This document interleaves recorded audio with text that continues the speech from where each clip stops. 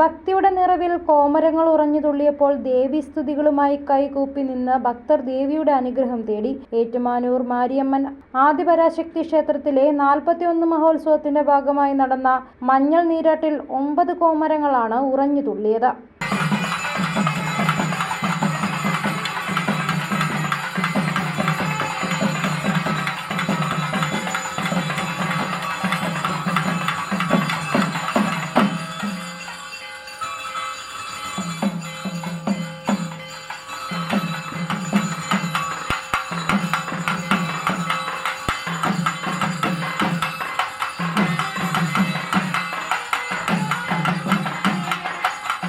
ക്ഷേത്ര ശ്രീകോവിലിന് മുന്നിൽ പ്രത്യേകം സജ്ജീകരിച്ച 5 വലിയ വാർപ്പുകളിലെ മഞ്ഞൾപ്പാൽ തിളപ്പിച്ച് ക്ഷേത്ര കോമരങ്ങൾ ഉറഞ്ഞുതുള്ളി. തിളച്ച മഞ്ഞൾപ്പാൽ കവുങ്ങിൽ പൂക്കല കൊണ്ടും സ്വന്തം കൈകൾ കൊണ്ടും സ്വശരീരത്തിൽ അഭിഷേകം നടത്തി ഭക്തർക്ക് അനുഗ്രഹം ചൊരിയുന്ന ചടങ്ങാണ് മഞ്ഞൾ നീരാട്ട്.